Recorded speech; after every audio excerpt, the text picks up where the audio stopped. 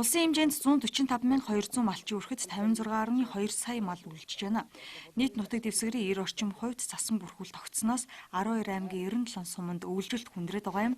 Улсын онцгой байдлын комиссийн зуудын эрсдлийн үнэлгээгээр зудастай болон зудурхуй байгаа. Өмнө говьд, Дорногой, Хүсгэл, Арханга зэрэг аймагуудад өвлжилт ямар байгаа талаар бид сурвалжлалаа.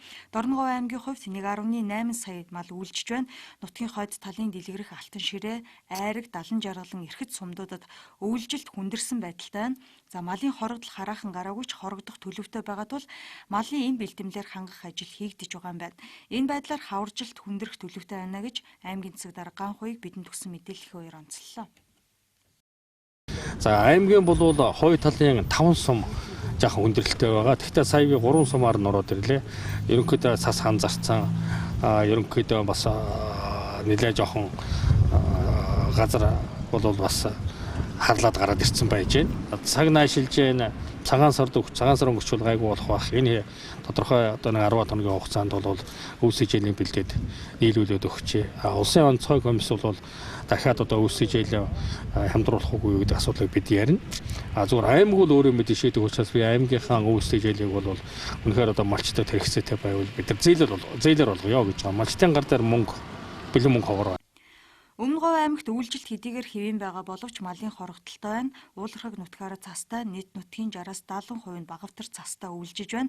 Өвлжилтийн бэлтгэл хангалтын хүрээнд тус аймаг орон нутгийн хөрөнгөөр нийт 200-аад тонн өвс, 100-аад орчим тонн малын тэжээл нөөцлсөн байна. За тиймээс өвлийг өнтөд авах бүрэн боломжтой гэж үзэж байна. 160 орчим мал хорогдсон. Өөрөөр одоо бас хүнд надтай ямар нэгэн онцгой тийм юм болсонгүй. Улсын нөөцөөс нэг 5,000 тонн өвс хуваарлсан үнгүй.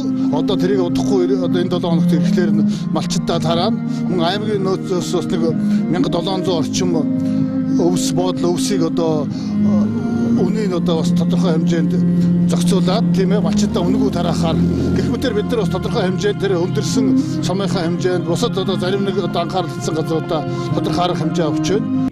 Тэгвэл Хүсгэл аймгийн 12 суманд цагаан зууд нүрэлжээ. Өнгөрсөн онд нутгийнхаа бүс болгонд өвсний нөөц бүртгэх агуулга байгуулснаар хүндэрсэн сумдад өвс тэжээлэх хугацаа алдалгүй хүргэж байгаа ч цаашид хүндрэлийг даван туулахад бэрхшээлтэй байгаа талаар аймгийн засаг дарга ярьлаа.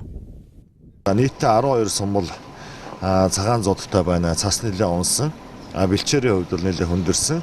Цасны нягтршил бол нэлээ одоо явагдсан, хатуурсан гэсэн үг. Ийм одоо нөхцөлт байдалтай байна. Цас нэмээд орох юм бол өвлжилт бол одоо бүр хүндрэх аймаг орон нутгийн зүгээс бас хүндрэлийг даван туулахд бол нэлээ бэрхшээлтэй болох нь гэж одоо миний хувьд үзэж байгаа. Мөн өвлжилт хүндэрсэн Арханга аймагт 4.7 сая мал өвлжиж байна. Тус аймгийн баруун сумдад цудтай байна.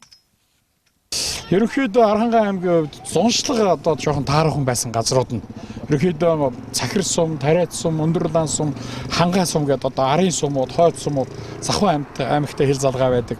Хойд сумуудын өвлжилтийн өвлжилт жоохон өндөрчээд байж байна. Тариат Хангай сумууд цагаан зудтай, Өндөрлан Цахир сумууд одоо зудын байд одоо зудрахаг иймэрхүү байдалтай байж байна. За энэ сумууд бол бас үндсэндээ 100 нөгөө газрын гарц жоохон таарахын байсан. Ийм одоо газрууд. Тэгэхээр одоо юу гэдгийг бидний зүгээс бол боломж дарах хэмжээнүүдийг бүгдийг л авч байна. Энэ жил улсын хэмжээнд нийт 29,454 тонн өвс бэлтгэхээс 78.2%-ийг нь 11,115 тонн тэжээл бэлтгэхээс 30.1%-ийг нь тус базаажээ. Учир нь төвийн бүсийн нутгууд гандуу хуурай зунссан нь өвсний гарц тааруу гарах шалтгаан болж байна. Гэхдээ улсын нөөцөд хадгалагдсан 2011-с 2014 онд бэлтгэсэн өвс зудыг давах хүч болж байна. Улсын нөөцөөс өвлжилт хүндэрсэн аймагуудад нөөцөөс үнэгүй өвс хөрвүүлж байгаа юм.